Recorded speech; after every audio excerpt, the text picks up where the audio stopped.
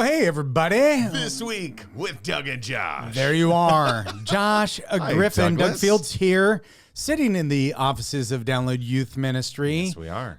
Just hanging out. We just finished lunch together. It was great. We got all caught up and Yep. talking through church stuff. All talking caught through up. We haven't seen each other in one day. one day. Yeah. Yeah. Well, a lot happens these days. That is exactly Oy. true. Exactly true. So this week with Doug and Josh, and I've been looking at this picture just while we were waiting, It's terrific. and why is it a really good one of you, and then I look like I'm caught in mid sentence? No, I'm having fun and you're dispensing wisdom. Oh, Yeah, there you're it is. like Okay. wise sage and I'm like the young Padawan. It's a Star Wars term. Well, hey everybody, we are talking this week at church, this week at DYM, this week with us. This week in Doug's life. Where do you want to start? How about this week at church? I always like starting with the church and stuff. here's the deal. Last week we talked about you having to teach on sadness. And how does a person who has never experienced that emotion? Yeah. No. I experience. I just stuff it down really fast. Yeah. That's all. Yeah. For context, I am the junior high Followed pastor. by Yahoo. What is the Wahoo Yahoo. chocolate milk you drink? Oh, Yoo-hoo. Yoo-hoo. Developed in World War II as a way to get chocolate milk to soldiers on the field that wouldn't expire. Oh, wow. Yeah, filled with chemicals and Gosh, toxins. let's close in prayer. Feels like it's been a good show. And Doug is the marriage and family pastor at our church. This week, we finished a series called Outburst. Very fun. I think we're putting the graphic pack free up on Download Youth Ministry next week. So anyway, look for that. It was really difficult to talk about sadness because it isn't a place where I live. I definitely visit there. Yeah. But I just don't live there very much. So I taught unhealthy ways of dealing with sadness. I did open with a funny story, not funny, but a tragic story of Aaron Rodgers and how that made me so sad when he was injured. And Not funny at all. Not Josh. funny. I mean, unless you're a Green Bay fan. I should say a more lighthearted, less personal. How about that? Okay. Definitely not. I mean, it does make me sad, even just thinking about it right now. No, it was fun. It was super challenging. I feel like I can talk most subjects, most books of the Bible pretty easily. And this was a challenge for me. This was new territory. I'm 48, and I don't think I've ever taught a message on sadness. I've talked about grief and comfort and the Holy Spirit, all that, but this was on being sad. Yeah. Yeah. Were you sad to teach it? I was so happy when it was over. And we're going to talk about what we did once it was over. Oh, I had to speak 5 times. So Yep. the first message that I asked for some feedback from some of our volunteers, and they were like, it just wasn't sad enough. And I'm like, what do you mean? I was really sad. No, You mean you let people give you feedback? every single week. Because we have 5 services, which is a bit of an anomaly for most people, but we do 5. And after the first one, I'm just like, hey, what feedback do you got? And honestly, it's so helpful and so good. And I even talked to a couple students this week, and I said, hey, tell me more about what specifically has made you sad in the past year. And they did give me some fantastic insight that I worked into the message. It was great. So they said, That's great. We had to move, and my dog died. See, these are so sad. I don't even like talking about them. And then my grandpa, who I love very much, died as well. So I was like, okay, now I'm going to work really specific things into the message that a junior high literally just dealt with. So it helped me. It was good. Yeah. Did you work it in where the grandpa and the dog died on the same day? Oh, no. But when the grandpa died, the dog went to get help. No, that's not true. We ended with prayer. So our volunteers normally do a little table discussion That's time. very Christ-like. And we ended with, if you need prayer, almost like a little bit of an invitation. Yeah. And it wasn't taken up by very many people, in full honesty, but the ones that came forward or sought out a leader afterwards, it was a big great. deal. It was really a big deal. I think that's great. I love that our church does that. Now, last time I preached at Mariners, we did a time for prayer where we invited people up to pray. I think that's a great idea. It's not part of our, some listener are like, we do that every week. It's called a Christian church. An altar call or whatever. Yeah, we don't do that every week. And it's a nice thing. Yeah, it just felt very pastoral. And I said, and I got to use an example of I was talking about the power of community in our grief and in our sadness. There was a girl who was on her bike who was hit on the way to school about a month ago. And her first service back after surgeries and recovery, it has been a long month, was Saturday night at our service. So it was so fun to be like, Faith is here, and let's celebrate her. And this is the power of community, that when you're in a dark place, when you're sad, when you're defeated, and it was a really surreal moment of like, and she was able to say, friends visited me, the pastors visited me. Josh visited me. I did. I was there. I know, and you bailed on me for pickleball. We were supposed to play pickleball that day, and I have a pastoral call. Sorry. I thought you were making it up. But no, it was real, and she is healing amazingly well. great. But most importantly, her name's Faith, right? her name is Faith. Yeah, she's wonderful. Yeah. And this week she was having a blast. Her mouth she broke her jaw. Her mouth is still elastic shut, so it's not sealed anymore. She can talk a little more. It's great. Yeah. And it was just it was a fun, like, living example of, in our sadness, the power of community and friendship. I love that. I unpacked the word fellowship a little bit, which is fun. So. Hey, did you if anybody had experienced sadness, did you give them any llama bucks? Yeah, we did. We did do llama bucks. Llama bucks are going strong in our ministry right now. We added a $5 bill and a $10 bill this week, and so it still amazes me. Someone's like, llama bucks. Well, tell really? the story that you told me about kids memorizing scripture. Yeah. So this weekend, now think junior high. You know, as a youth worker, put this in the context of junior high. For a year, I've included a memory verse in our program, and have asked kids, hey, when you're memorizing scripture, as you memorize, no one ever repeated a memory verse, no one ever talked about a memory, nothing. A whole year, zero. But it's in there, so it's a good look for parents, and it is a value, but it wasn't one we were really moving the needle on at all. And with llama bucks, if you say the memory verse from last week, you get a llama buck, which, if you don't know what it is, you save them for big items at an auction in January, or you spend them right away on chips and a JHM t-shirt or whatever. We should. I mean, it's a cool thing, because I walk in the office and I see them all over the place. We haven't even talked about this, but next week we have our first few years in youth ministry conference. We should bust those out for the people who are coming. And two, we ought to give them away to our gold members for DYM membership. This mystery item. Great idea. Yeah. It just works. I had probably 20 memory verses on Sunday alone. I had a kid last night at Life Groups who's like, I missed Sunday. Is there any way I can say my memory verse? I'm like, you better believe you can. That's great. So it's working. Even a verse on sadness that they're memorizing. Let me see if I have it. Psalm 41:16. The Lord is close to the brokenhearted and saves those. Oh, there's a llama buck on the screen too. Look how good Trav is. Way to go, Trav. And saves those who are, I don't remember the last word, but let's say lost. You had to repeat it to you 30 times. I know. But it's honestly, this is goofy. It's helping me. It's helping me memorize verses, because when a kid comes up, I want to have it memorized too. I love that. I love that. So llama bucks, even as much as it's got my signature on it. How funny is that? We Josh, should the give it junior away high for free. pastor, Tammy, the youth pastor. Isn't it terrific? No, it's great. It's so great. fun. Very fun. I was sad all weekend, and then llama bucks make me happy. That's great. Yeah. And the idea with llama bucks is that kids can cash them in for different T-shirts. So we have a little llama store run by a student fun. that gets paid in llama bucks, by the way, for working the store. Isn't that great? Things you can do in junior high ministry know. that you could never get away with. Why in high did I school always ministry. do high school ministry? I don't know. Why? It's so great. Combined, that's still challenging. Junior high, so fun. Yeah. So hey, fun. let me pivot just a little bit, because we talked at lunch about the gal that you were interviewing for a position on the youth ministry team at Mariners. Yeah. And she asked you a question. I thought, man, we got to talk about that on the show. For the show. Yeah. She asked a really good question. We're in the middle of interviewing her, and she kind of turns it on us and interviews us a little bit. And she said, how is your team being developed? How do you, Josh, develop your people, your volunteers, your staff, whatever? And I thought, oh, that's a really good question. And I had to think, what are we doing to intentionally develop my teammates or whatever? And I had some good answers, but I think it's the exception, not the rule. So the answer was, we're doing a book study together. We're reading a book together right now, which is really good, on justice and injustice in America, the world.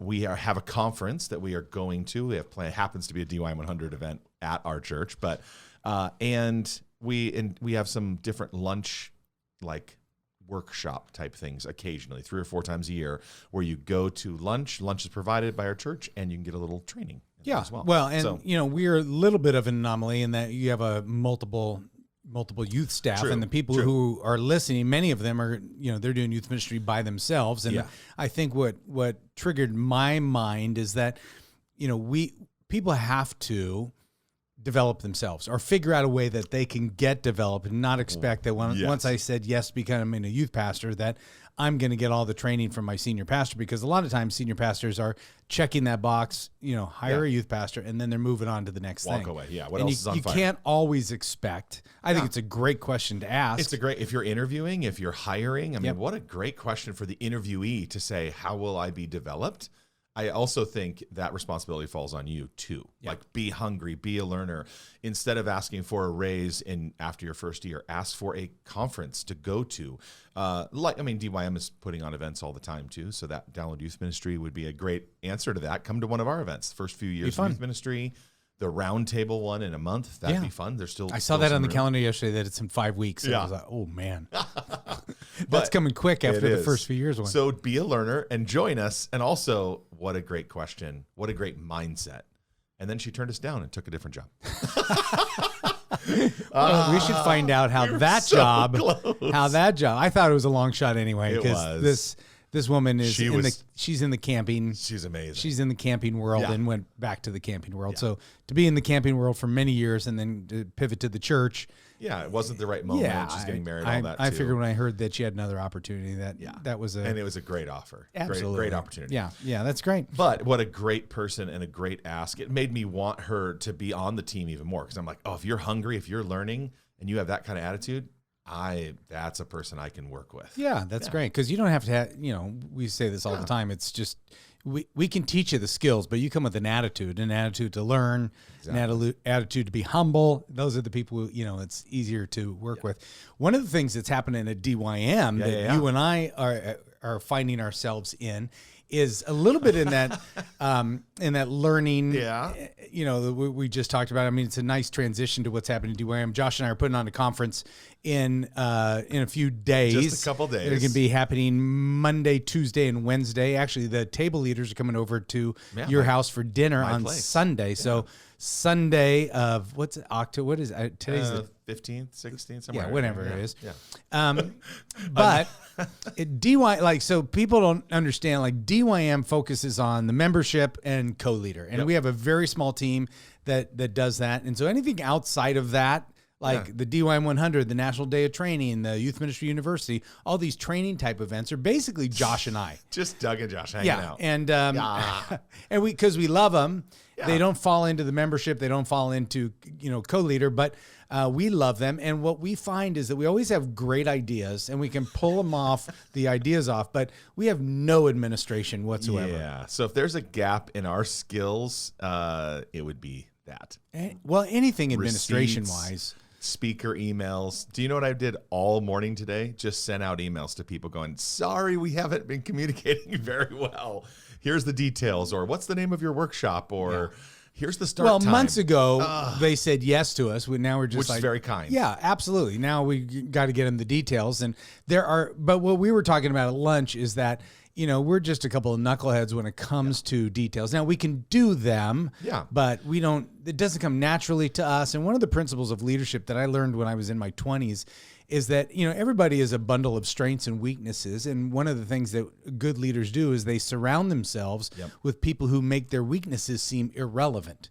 Now, we need to live up to that principle. And one of these days we will here at DYM. But right now, we have a lot of creatives, right?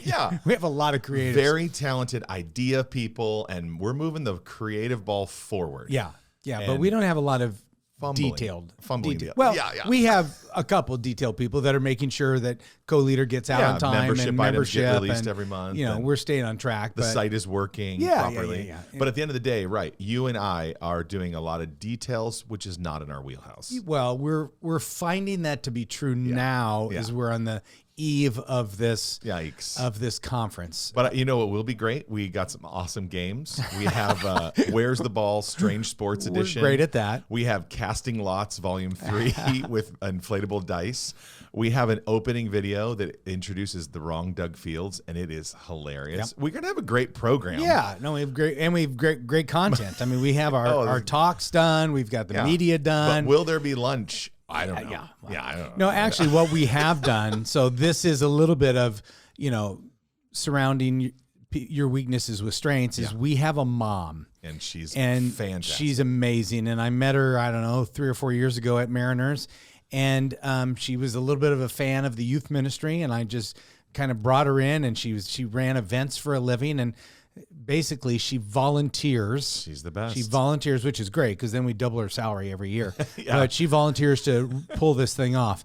The difficulty is she's moved. So she's got she doesn't live right here in Orange County anymore. And so she's coming in for this event. and a little remote. We right brought now. her in a little bit late in the game on this one. might be on us, I too. think when yeah, totally. When she moved, we kind of went, oh, okay, we got to find somebody else. We didn't. We didn't. Here we and are. told her that, and she's coming back to help us pull And that off. She's a saint helping 2 creatives that do not have an administrative bone in their Well, and even think about the National Day of Volunteer Youth Ministry Training, which Yeah. we just did our 5th year of, and we train about 20,000 people every So year. fun, yeah. That thing, you and I pull it together. We get the people, we shoot it in a day, and then it's left to the Jana types. Right. Jana was a phenomenal administrator. She could just do this stuff so effortlessly. Yeah. Emails would come in and she'd know, do this, grab this website. Here's a link. So easy. Yeah, yeah. Made it look so simple. And of course, you and I both know how difficult that is. Yeah, and for those that don't know, we've talked about it in different settings, but Janet got cancer and passed away last November, and so this year she's been like a right arm to me for 20 years, decades, and so it's been difficult to move forward with people that you and I are just way too much alike. That's true. There is a comfort, though, when you surround yourself with the right people. The right people are on your team, where this ball is not going to get dropped. Yeah. And Jana and Lauren and so many of these phenomenal women and men have been a gift to us. And I would say, if you're listening as a youth worker, surround yourself with people that, if you're not creative, if you're not the games person, great, someone in your youth ministry is. Yeah. Grab that volunteer and say, would you help run this game time, or would you find a game that would work in this spot? If you are always losing your receipts, part of that is irresponsible. But also I have a stack of receipts on my desk too. So you know what? But with part a of it phone, is- you should never lose it. You just take a right. picture. it's so easy. Then There. you can toss it. It's Yeah. okay. It won't fall out of your pocket at lunch like it did for me today. But so there is some, we all need to grow up a little bit. We all need to have a baseline of skills a little bit. I'm in. Yep. I'm talking to myself as I say that. Yes, you are. But also surround yourself with people who are gifted differently, and that team is so powerful. Yep. And it goes through seasons. I mean, we've had seasons where we've had those people, the best. to our left hand and our right hand, but now we're feeling it a little bit in this season. Does that mean we're hiring? Can we, if someone's listening, can we please hire someone? If they live in Orange County. We need And they will work for $0.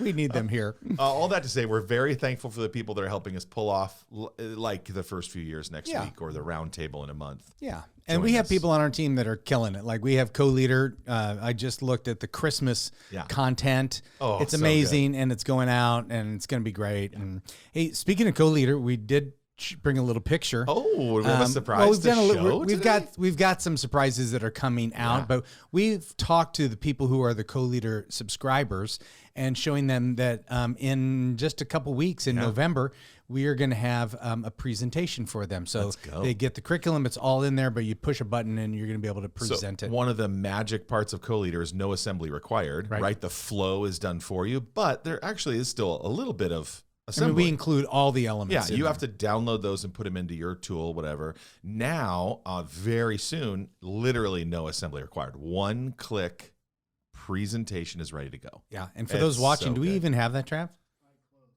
Oh, it closed. Oh, okay. All right. That happens sometimes. Yeah, like I said, we have a lot of creatives around us.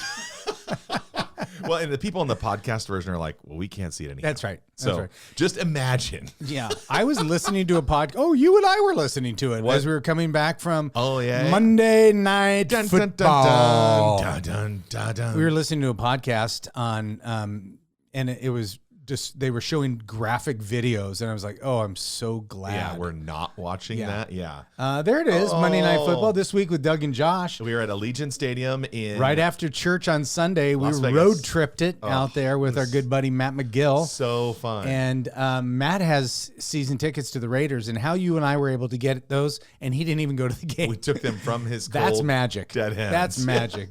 Josh is a Green Bay Packer fan. If you can't see it, he's wearing a cheese head, and he was killing me That cheese because head has been in many games. people were walking up and down the aisle, and anybody in a Packers gear, he would fist pump them and say, "Go Pack, go!" Right?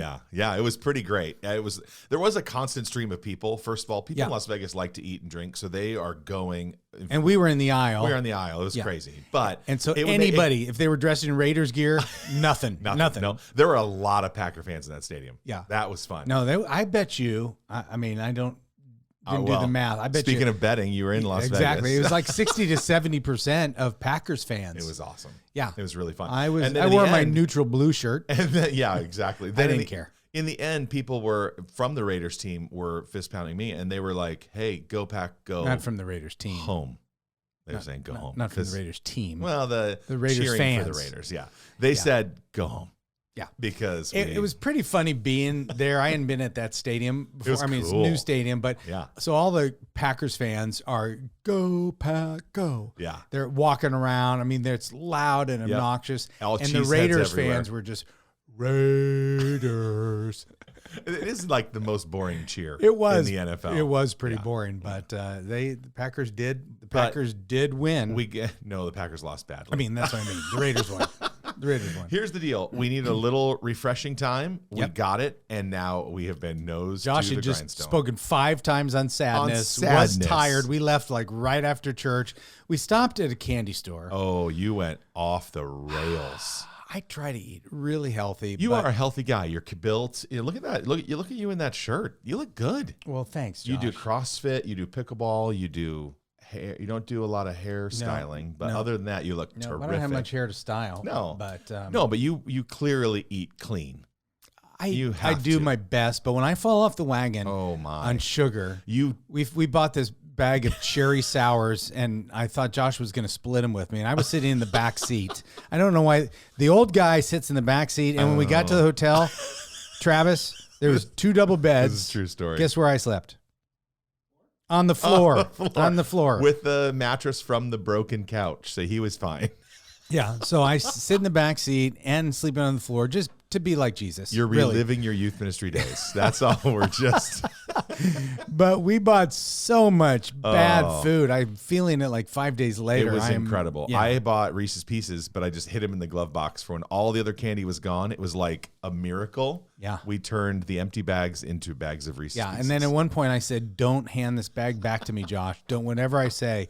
But like 40 minutes later, I'm like, "Come on, Josh." He was like begging for the candy back. You know I was kidding. I never gave it back. Yes, you did. No, I stole it out of your hand. Yeah, exactly. Yeah. Your brokenness. I know. It made me sad. It gave me another illustration for the next time I teach on sadness. Yeah. Watching you burn the wagons. You didn't just fall off the wagon. You chopped it into pieces. It ran over me. It was a head-on collision. Yeah. You burned the wagon. There is no more wagon. Yep, I'm back on. But you were clean today. I watched you eat like a little lettuce wrap thing. You were good. You did good. And water. Yeah. Wow. And I did CrossFit at 6:30 this morning. What? 6:30? Yeah.